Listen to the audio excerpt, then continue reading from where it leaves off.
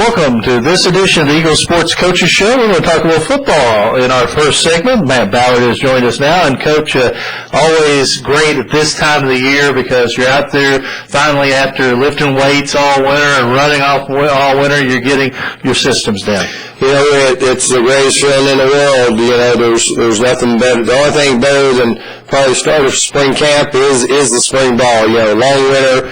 Didn't have much of a winter, but just the break from the season, and like I said, our second season in that weight room and just working so hard and such a concentrated effort towards spring practice where you only get 15 days in a 29 period, and these guys work extremely hard for this, and it's just a great time of year with the booming of spring and get out there, and I mean, it was just, you know, yesterday we had our first live segment with Full Gear, and I mean, you'd have thought the guys were ready to play the Super Bowl or something. I mean, it's just a great time. It's a lot of fun. I know as a football coach, you always say the biggest improvement is from the first game to the second game. Is it true, like as your players, as they come in as true freshmen, they get a year under the belt, and it's really, I guess now, if the players are beginning their sophomore season or their second season with you, you can see maybe the true reading of the players and get more accomplished with them. Absolutely, yeah. There's something magical about spring practice, and what's so incredible about it is that it's amazing the improvement, the development, and what comes out of spring practice in only 15 days of practice. I mean, it's incredible. I think part of that is, what you learn coming off of the season. You go into the second season, and, you're lifting, you're getting bigger and stronger, you're improving your footwork, your agility, and you're so confident, and then you go out there in a concentrated effort where you're not having to worry about ball games. And it's just incredible what can happen in 15 days, and you just see a transformation with guys, whether it's a guy that was redshirted and he's coming out of that red shirt, or like say a guy transitioning from the freshman to sophomore year. And then what's really cool and very, very important is that guy that's been in a backup role rotation, that he's been in a situation where he has gotten only maybe average around between 15 and 20 reps a game, and now guess what? It's his chance, it's his time, it's his opportunity to be the man at that spot, and now he's got to jump up and play 75, 80 snaps a game, and just to see his effort and his growth is pretty exciting, and it's a lot of fun to watch. As a Pioneer Football League member, a non-scholarship football program, how hard is it? You've done the OVC thing, you've had the scholarships year to year, because really a lot of times you don't know who may be coming back, who's coming in. It's almost like starting over each year, isn't it? There's no guarantees, that's for sure. There's nothing that locks them or ties them into here, and it can be quite interesting, and you have that roll call to see who's here, and that type of thing. But these guys are committed, what they're doing. What breaks your heart is circumstances from a financial and a family situation that's out of the young man's control, and we here cannot provide or do anything to help or assist them to overcome that. And then a lot of times guys have to, go back home and go to a school that's closer or something like that, and you lose that kind of guy. But those are few and far between. The biggest majority of your team and your guys, your nucleus of your club is intact. But where it hits you is maybe sometimes when you have a position that's hit by 2 or 3 guys there. If it's kind of sprinkled around a little bit, it doesn't have as major of an impact. But like this past year, I think we had 3 offensive linemen that kind of fell into that category, and when you have that at one position, then that's when you really take a blow. Of course, what I think is great about non-scholarship football is the fact that you have some players who will come out in August or contact the school now that may not have ever been able to put a football helmet on again, but the love of the game drives them here, and then you're able to work with these young men, and you have some great character young men like that. Without a question, and a lot of times without that, maybe the guy wouldn't have gone to school, or maybe the guy wouldn't stay in school and pursue and to get his degree. And it's a fact, and statistics back it up, that, with a football or basketball or baseball, golf club, tennis racket, whatever it may be in your hand, I think the number here, if I'm not mistaken, I don't know if I got it exactly right, but it's pretty close, but a young man or lady that plays athletics here that finishes eligibility, I think graduates about a 94% clip. That's pretty good. It's not perfect, but I tell you what, that's knocking on the door of perfection, but it just makes such a huge difference in the growth development, and it contributes in a worthwhile manner and helps that young man be a better student and to get there and to get that degree. And a part of the football and everything here on campus is part of that education, and without that, the numbers are pretty low around the country. So it's amazing the part and role that football and athletics does play. Time's out pretty good. Yesterday, it was announced that you have a new hire, new offensive coach coming to Morehead State. We are extremely excited about Matt McCutcheon. He's one of those high-character guys, and just like all the other guys, he has a very interesting, fabulous background. He was a great player coming out of Lebanon High School in Ohio. Right out of high school, he actually went to the Naval Academy, so that tells you the caliber of student in person that he was. He was injured up there, wasn't cleared, then he went through rehab, etc. Rehabbed his injury, doctors cleared him. He ends up transferring to University of Kentucky and was a starter for offensive center in SEC for 3 years and led them to a bowl game, and then after that, he made the choice to go back home and started his coaching career there at Lebanon High School, which is pretty cool. And then the great thing about his experience, the coaching staff at UK asked Matt to come back to Kentucky, and he spent 3 full seasons with them and their staff, working with Coach Summers with the offensive line. Invaluable, tremendous experience. Did a tremendous job there. Had a lot of responsibility. And then when that was finished up this past year, he went out to Lincoln University out in Missouri, and then he was looking to try to get a little closer back home and looking for a position like this. And it's just amazing how things worked out. And he has already made a tremendous impact. He's a great teacher. He is an outstanding young coach, well beyond his years, and he's going to continue to make a tremendous impact in the development of our young men in our football program. I know people ask me a lot the fact that going through spring practice, how do you schedule it? I think you got 10 more days of practice. Just go through how you and your staff get together and plan the spring practice routine. Well, normally, typically in years past, we kind of have done it on alternating days with our format, and this is in the past it's been around class schedules and labs and night classes, etc. And we have basically gone either on a Monday, Wednesday, Friday, Saturday schedule, or a Tuesday, Thursday, Friday schedule. But it just, for some odd reason, we've had some really strange class schedules and labs and night classes this year.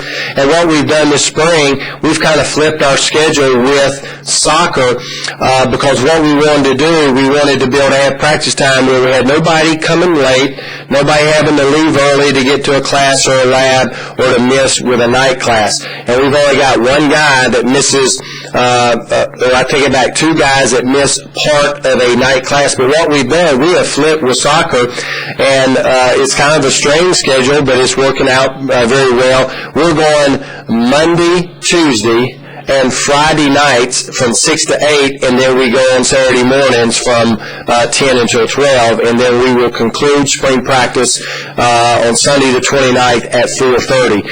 We'll have an NFL-style type draft. We'll let the guys pick their team. It's always interesting, fascinating, their strategy and what they think of their teammates, and every year it seems like one side's pretty weighted, and then every year it comes down the wire, and it's amazing how many upsets that there are. It's very spirited and very competitive, and there's a prize for the winner. And we've played for different things like pizza and hamburgers and hot dogs and Franks and beans and steak and all that kind of stuff. You add a little flavor into that.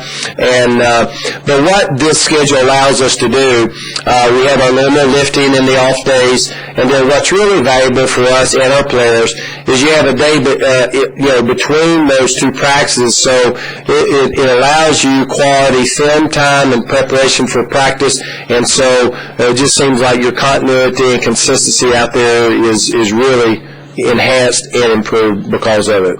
Do you try, as a coaching staff, after the regular season, if you're going to make position changes, do you try to do that in the spring as well? Absolutely. Spring ball is the time to do that. Spring ball is the time that, number one, everything you do, offense, defense, and special teams, must be and has to be personnel driven. There might have been things that we did last year, but because of a graduation, we're not able to do it at all, or we can still do it. But you know what? We have to tweak the blocking adjustment or a call, or we have to change our stem and our route, or just do something a little bit different. So everything you do must be personnel driven. Probably the two biggest personnel moves we've made going in this spring has probably been Coleman switching to safety, which we think his speed and athleticism will make a tremendous impact there. And then what we're really excited about is Katari Lewis sliding from wide receiver to halfback. And, I mean, the guy is 6'3", 215. He can run, he's physical, and we're just really excited about the mismatch problems that's going to create inside in the run game. I don't care if they go zone or man.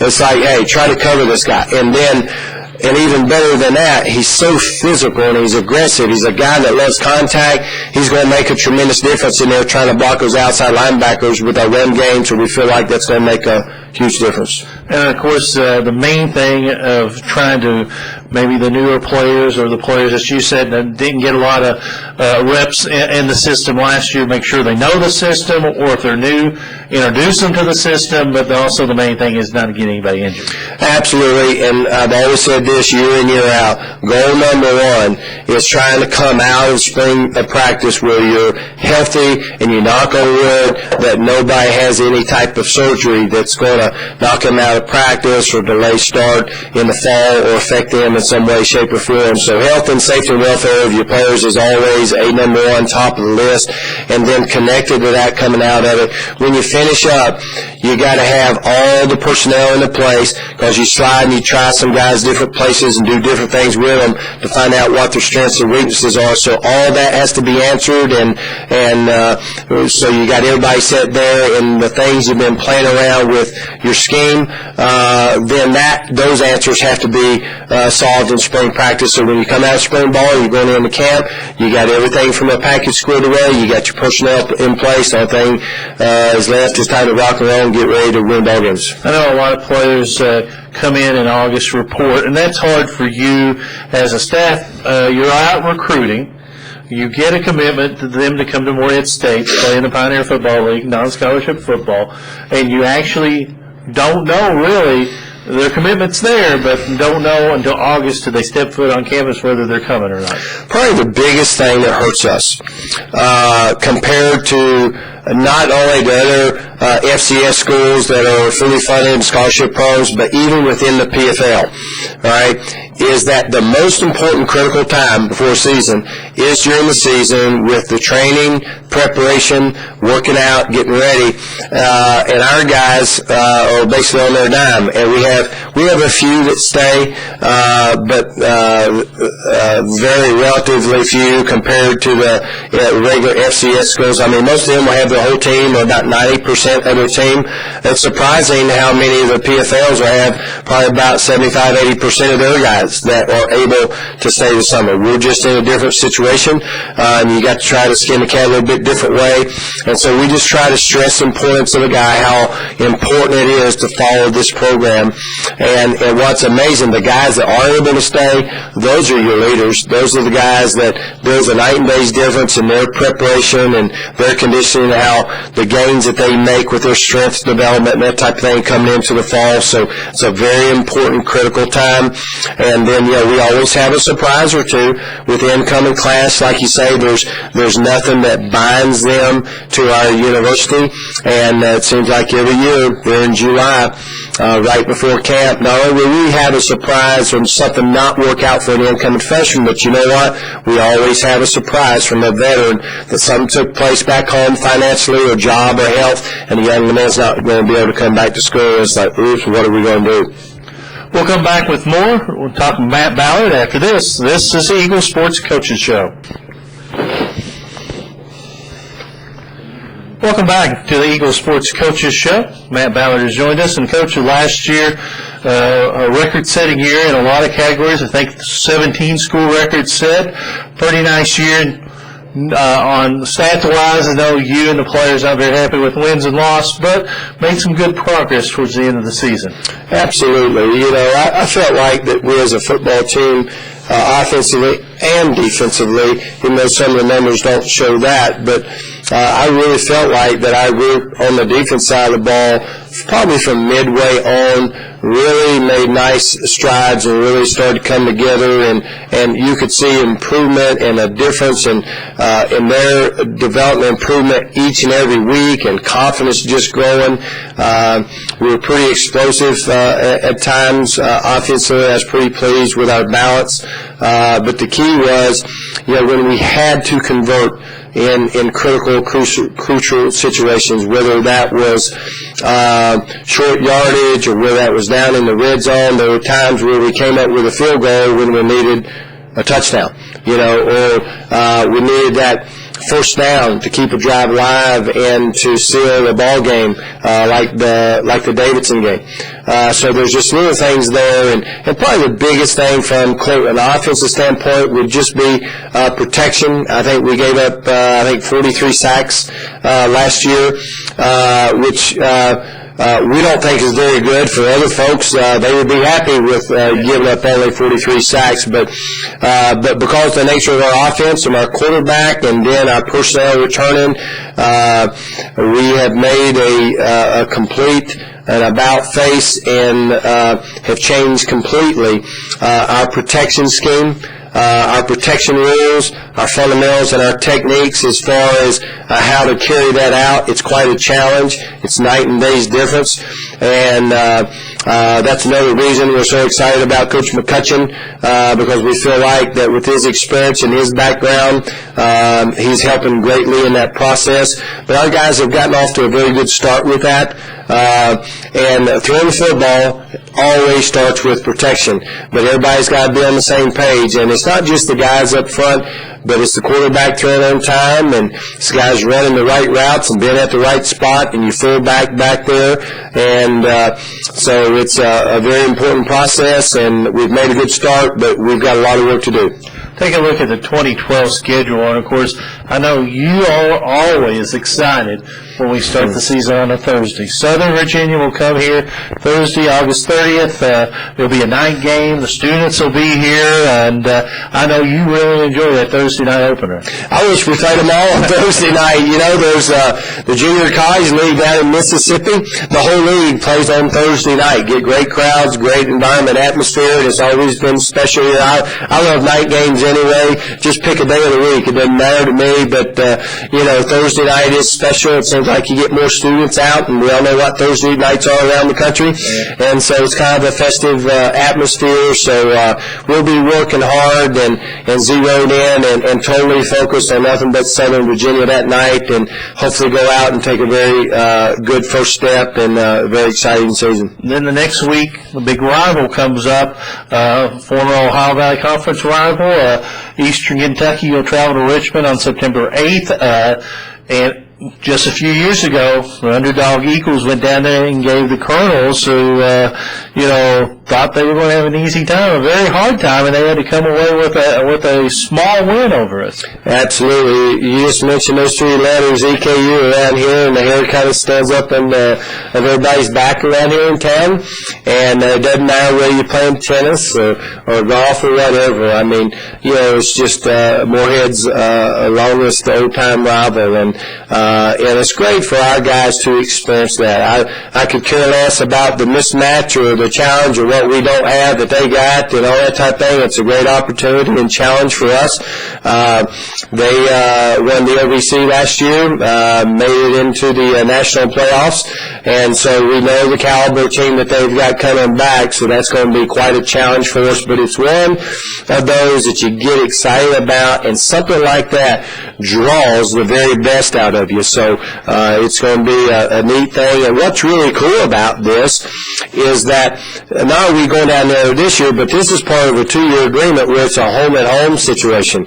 And I've said forever, it's like, I think Morehead State and Eastern should play every year, and hopefully that's going to happen. And this is the start of a 2-year contract, and we'll go down there this year, and then the following year the Colonels will come to James Stadium for the first time in a very long time. So I think that's a pretty cool thing. St. Francis, Pennsylvania on September 15th here, and then you open up the PFL. It's like 3 games, and you open it up, and wow, what do you open it up? Des Moines, Iowa, and Drake. It's not an easy road, and it's a challenge in every week. But what's great about it is each of these teams are different. They bring their own unique challenge and things that our guys get excited about. And what's interesting with this young football team, or the biggest majority of this football team, had never gone to Des Moines, Iowa before. Because before this contract, Drake was off the schedule for 2 years. They were on the rotating teams. So, probably the only guys that have been out there is going to be the 5th-year senior guys. So I'm sure they'll handle the trip well, but, they're defending co-champions, and got a great football team coming back. So, hey, to me, I'd much rather play them than whoever you might say would be the weak link in the conference, because it grabs your attention, keeps your nose to the grindstone, working hard, and when it comes kickoff time, the Eagles will be ready. Yeah, the second part of the murderous row, you have Drake, Jacksonville, and Dayton back to back. Jacksonville here at home, and Jacksonville has been one of the elite clubs in the PFL for the last few years. The powers to be of the scheduling conference, they sure haven't done us any favors, and there's nobody that, I don't mind, the schedule is what it is, you can't change it or do anything about it, but nobody else plays those guys in that order and in that fashion. But hey, what the heck?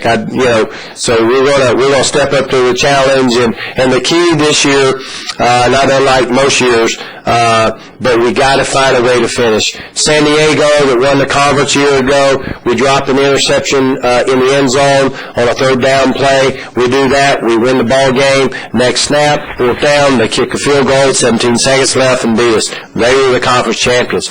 We were that close.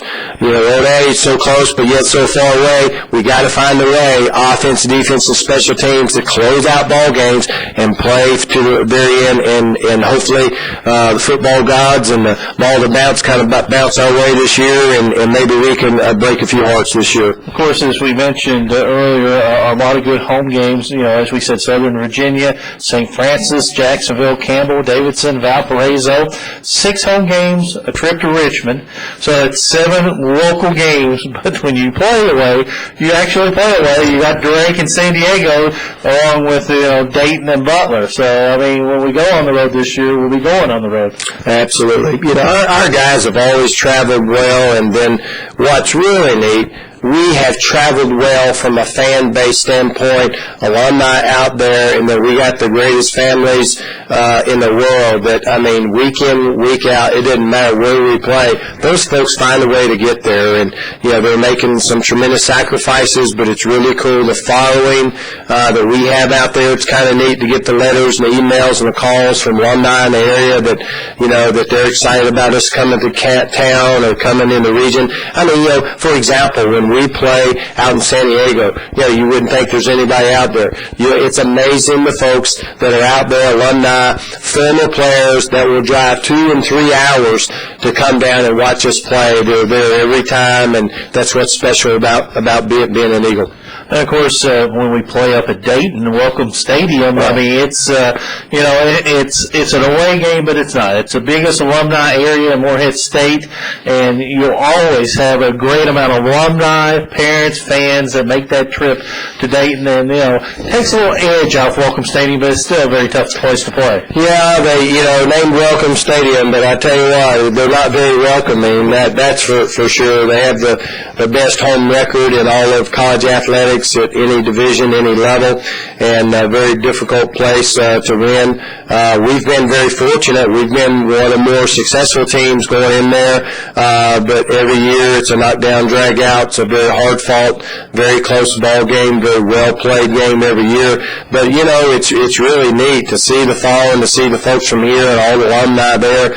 It'd be really neat if we can find a way to get the marching band up there. We'll just kind of pretend it is a home ball game. Let's make some happen. We did have split the pot with That's you. right. We played split the pot. That's what I heard, yeah. So, but it's a great atmosphere. Of course, as we said, at Dayton on October 13th, at Butler, Indianapolis on October 20th, and then you 3 out of the last 4 at home. You play Campbell October 27th, Davidson November 3rd, travel to San Diego November 20th, and then Valparaiso in November 17th here at Jane Stadium. So if you're in the race towards down the stretch of last month, you can hold it in your own hands because you got 3 or 4 at a very tough place to play at Jane Stadium. Absolutely. It sure makes a difference. It's nice to be able to go to San Diego in November and then finish up here at home. You know, We'll just take a week out there. We'll just take the golf clubs and we'll make sure. Yeah, But we travel different ways. We went out Thursday. We went out Saturday. We haven't did the Saturday all the way out there and back and won. We've done that before in other places. Yeah, Jacksonville with a 4-day trip, 2 down and 2 back, and I think we did that with Connecticut, and it's been interesting. So maybe we'll take the bus out there. What do you think? I say we charter, but we just leave on Tuesday. Yeah. You know, and then we'll play some golf courses out there. Yeah, I think years ago when we said charter, we were meaning charter bus,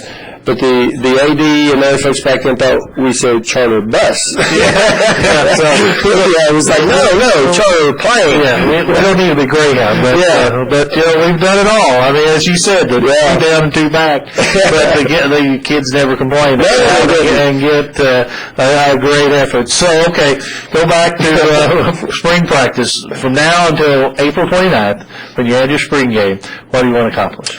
You know what? Find a way to get better every day. Go out and let's have the time of our life. You know, we should be like little kids at recess. You know, I mean, seriously. I mean, that's you love it. This game should be played with a passion, should be played wide open, and we're just working to strive to get more consistent and more disciplined and be more effective, efficient every day. We just tried to say, hey, every game, every rep is like a game rep. We're trying to treat it like that. And, you know, we've made a great start. We've made tremendous strides already. The goal is hopefully we keep everybody healthy, and they're healthy in that lineup. You got a chance for that improvement and for each group to get better as a group. And if you're getting better individually as a group, then your football team takes a big step forward.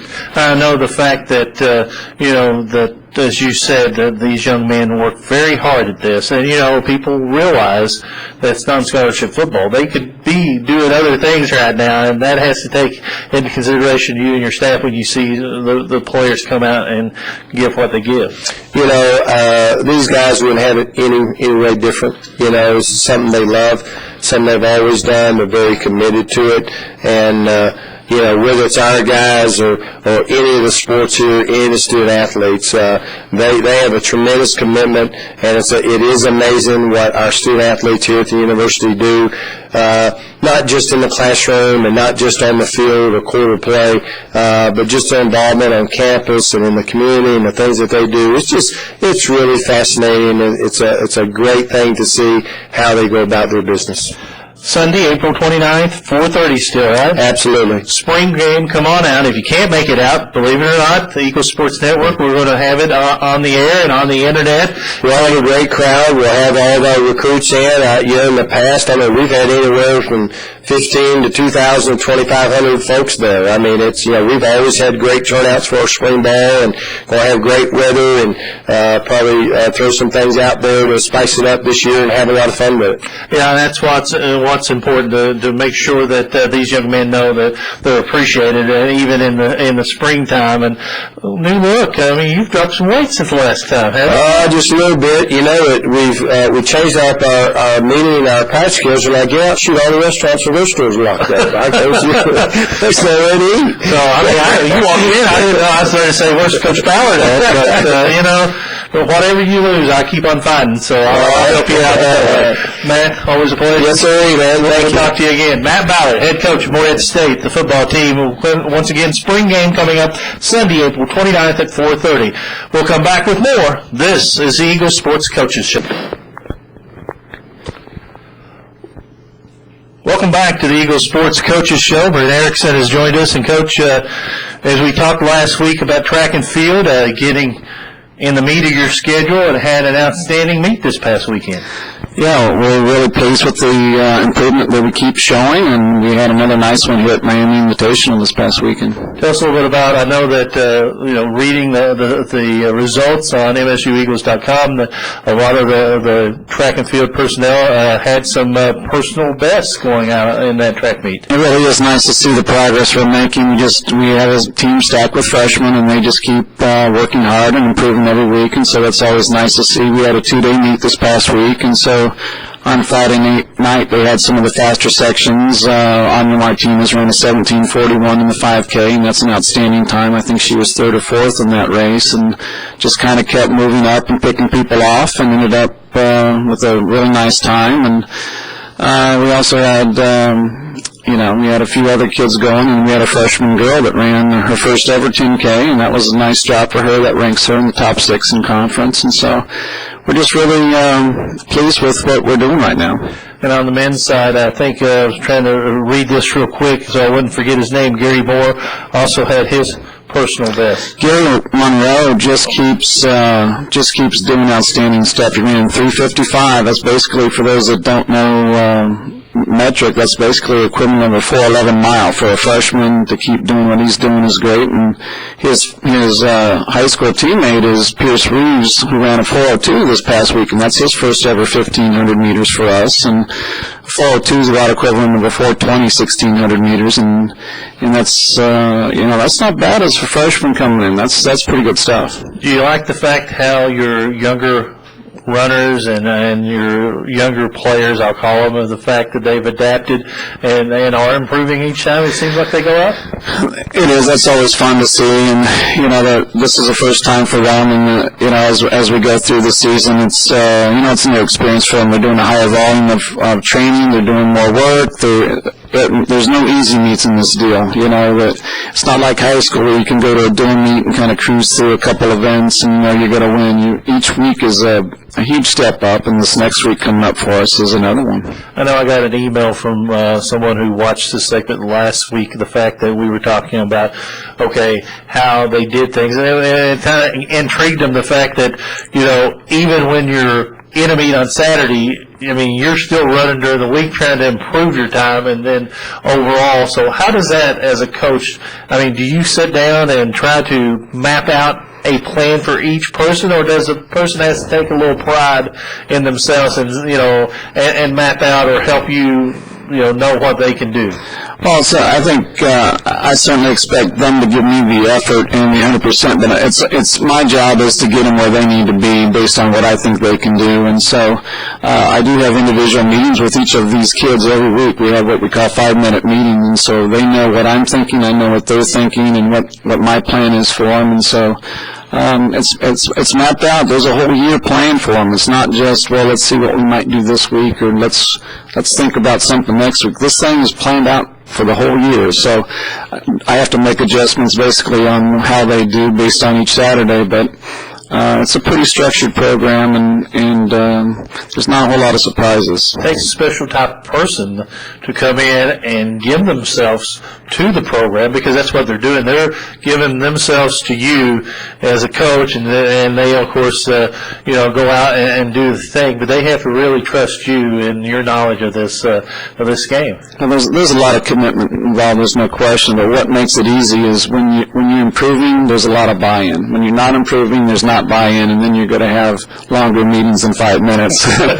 So, but we don't have many of that going on. It's just these kids are really working hard, and we've had some great meets for them to go to. And when you have that kind of combination, it really makes it easy. Yeah, like I said last week, the fact that this, if you take a look online at the track and field schedule this year, by far it's probably the best schedule that we put together in a long time. And you had to do that in a hurry, in a way, because you didn't get started till late.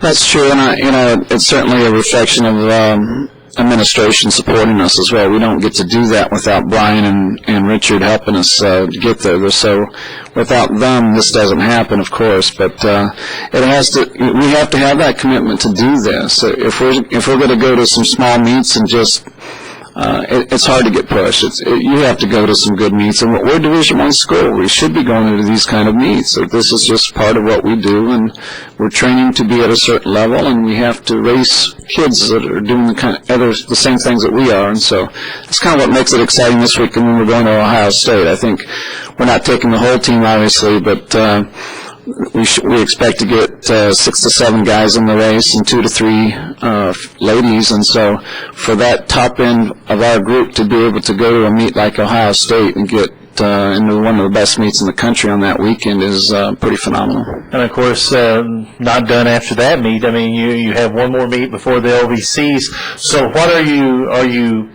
I guess not tweaking, but are you getting them prepared for the LVC right now?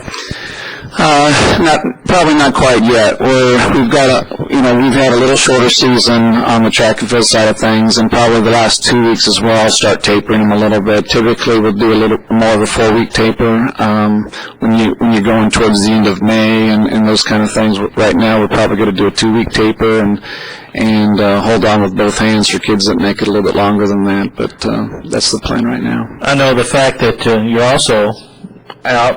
You've signed some kids for next year, but you're also out all the time, and that has to be hard during the season while you're having practice to try to go out and see some of these maybe future Eagles run. Well, recruiting never stops. It just doesn't. I mean, this week we're having 3 juniors in this week. In fact, we have one today and another one tomorrow, but even recruiting for this upcoming year doesn't stop, because you'll have kids that want to see how they do through their track season. They don't want to make a commitment until they're done with their track season. And being that it's the end of spring, it puts some stress on, where you'd like to be at times, just because of the lateness of when their season's in. But so we'll stay on some kids for quite a while here and see what pops up. Now, if a kid would like to, if they're seeing this for the first time, if they want to contact you, if they're running in high school track, I mean, do they need to send paperwork to you? I mean, the fact that I know that you can recruit everyone, but there may be some that's, slips through the cracks a little bit. If they go to the MSU directory and email you and say, here, Coach, this is my time or whatever, could you look at them that way? Absolutely. I mean, filling out a prospect questionnaire online is probably the best way, because that gives us everything we need. It gives us the phone numbers, the emails, the coaches' contacts, and then it lets us kind of look them up. Nowadays, we can find any kid that's run in some format in a system, whether it's KY Track and Field or Diestat, or there's just a million different spots that we can know every race that they've run and what time they ran. There's no secrets out there anymore. The internet age has really simplified the track and field recruiting side of things. So go to MSUEagles.com, go to the track and field page, and the questionnaire, as you said, fill it out, get in touch, make sure Coach gets it, and, you never know. I mean, that's what's so great about college athletics, the fact that, someone might want to go to one school, and change their mind, and they may end up here. But, Coach, good luck at Jesse Owens Invitational this weekend. That's a big invitational, as you said, as the kids progress, and every time we read about personal times, personal best, that's a feather in your hat, and we appreciate your time.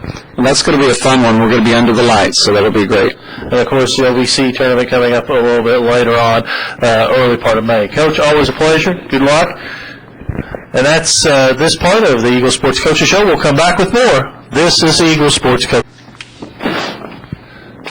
Welcome back to the Eagle Sports Coaches Show. Women's golf coach Stephanie Barker is joins us now, and tell us a little bit about the big weekend coming in second, if I don't lose my paper here, at the EKU Lady Colonel Classic. Tell us a little bit about that tournament. The ladies played well. Marissa Camelgarn really played quite solid. She ended up coming in second individually. Really had a shot to win. Didn't know if I should tell her or not, but but she played strong. It was fun to see her play so solid again, as she's had a really good spring. Oh, she had a strong fall as well.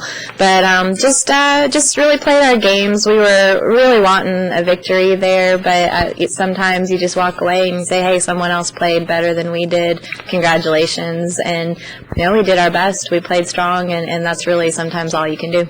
So as you head into the OVC tournament overall, how's the spring been for you?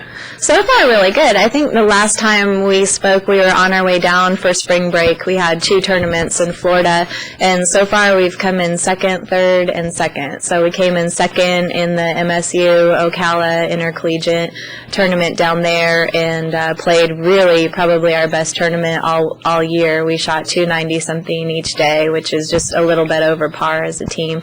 That always helps you out in your finish. And then at UC's event, just up the road, also in Florida, in Crystal River, played quite strong there again, just real steady, and ended up coming in third there. So what do you do now? I mean, are there a lot of just try to get them some action and try to get them, keep them sharp until the LVC tournament? Yeah, for the most part, it's just make good decisions, stay healthy. Everyone knows who our traveling team is going to be, so I made that announcement just actually in the last day or so, and then everyone knows who our alternate players are, as far as they need to keep practicing and stay healthy as well. And now it's just figuring out, okay, these are the things that we're doing really well. We want to keep doing those things. And what 1 or 2 things do you think we can tweak to just be that much better at OVCs? Because really, there's quite a few teams that they might not be having a good year, but man, they show up at the OVC championship, and they do it every year. So we know we have to be at our very best. Give us a little scouting report on the OVC golf-wise on the women's side. Who are the teams to look for? Well, right now, I would say that Murray State probably on paper has the strongest roster, strongest stats. They really didn't lose anyone last year, so that usually is quite helpful. Fortunately for us, we just played them a couple weeks ago and ended up being able to shoot lower than they do. So that was a nice confidence booster. And really, the great thing about golf is I mean, you do your best and go from there, and you can't control what other people are doing. So we seem like we have a little more depth than they do, from my perspective. So I think that's a plus for us. If our team plays how we are capable of playing, we're going to have a really good shot. Jacksonville State, another team that has quite a bit of depth. I think basically the rankings go Murray State, us and Jacksonville State are pretty close, and then after that I think like EKU is pretty strong and Austin P is pretty strong. So it really just depends on the week, I guess. You mentioned that you'd already named your team for the OVC. Yes. Who they are. Yes. Well, Emma Janssen, she was Player of the Year last year, and she's been quite steady for us this year. I think she would really like to finish up her career on a high note. So I'm thinking she's really starting to look very solid these last few tournaments, and is quite capable of shooting low, especially on that golf course. She's very comfortable there. Marissa Camelgarn, of course, has been our #1 player this year. Has quite a few OVC golfers of the week. I think 4, possibly 5 this week. And then Amali Monk has really improved this year and been quite steady for us. She's played in every event as well. Sophia Peterson from Sweden, she's been very steady. And then we also have our freshman, Vanessa Bognot, that she can just hit it, man. She hits it a long, long way. And she's been hitting it straight, and she's been putting and chipping well. So she's going to be real good. That's great situation for you as we play host in a way for the OVC tournament. It may add a little to your golf cap. Maybe you have to have another cap on during that. Tell us a little bit about what's the progression. You go down, and you have a practice round, and then you play. Yes, basically we'll go down Friday after class, and then we have some meetings Saturday morning. I'm hoping I don't have to mark the golf course, but please, Jamal, stop. But if so, I'll probably go out and just make sure that the golf course is marked correctly, and then just have the practice round with the team, get ready, make sure, have a good meal, wake up the next morning, and go low. That's the objective. And it's always, tell us a little bit about, I think I forgot to ask you last time, tell us a little about the Dixon, Tennessee golf course. It's long, lean, trees, no trees? There's some trees. We really enjoy the golf course. It's one of those courses that if you hit good shots, you get rewarded. If you don't, you can definitely be penalized, but you can also usually work with it. As long as you're not in a hazard or, really have put yourself behind the 8 ball. But for the most part, you can hit shots and it might not have been perfect. You're like, I can still get it in the hole. So I think for our league, it's challenging, it's rewarding. You can shoot very good there. The weather, we'll always keep our fingers crossed. You don't want the tornadoes. You want the good weather. You want the rain to stay away. So that's probably the only drawback, I'd say, for us, other than not being close to home, is you're still in a region of the country where the weather can be temperamental in the spring. And I think we saw that a couple years ago where we didn't get to play our entire championship, and that's always kind of sad when that happens. Of course, you've been through it, and most of these young ladies have been through the maybe a little added pressure of the OVC tournament, and that's a good sign that they know what's going to be expected from them heading into the OVC. Yeah, all year long we talk about wanting to win the OVCs. That's why we play. So it is another tournament, and as much, even watching March Madness and all the coaches saying, "Oh yes, it's another tournament." It's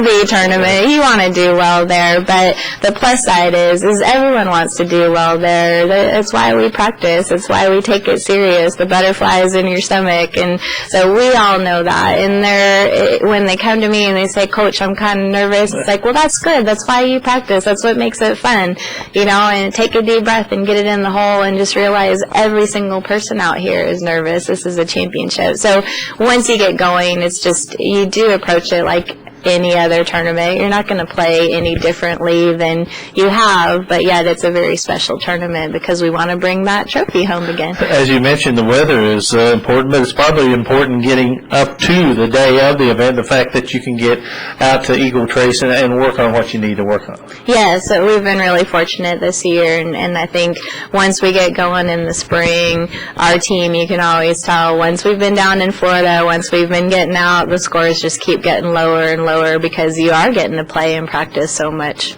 Stephanie, good luck in the OVC. Thank you. We'll see another big trophy come home, and good luck, as we said, and thanks for coming. Thank you. That's going to do it for this year's edition of the Eagle Sports Coaches Show. I'd like to thank everyone at our flagship radio station, WIVY, Hayes McMakin, the owner, Jeff Ray, the general manager, Ian Corbin, the producer. I'd like to thank Matt Siegel, Matt Shaver, and all the folks in athletic media relations, and thank every coach who came through this year. It's been a little change, and hopefully we'll see you back here in August. For everyone involved, once again, we'd like to remind you that spring football game coming up on April 29th at 4:30 at Jane Stadium. That's April 29th, and you can hear that here on the ESN. That's going to do it for everyone involved. Until next year, I'm Jason Blanton. So long, everybody.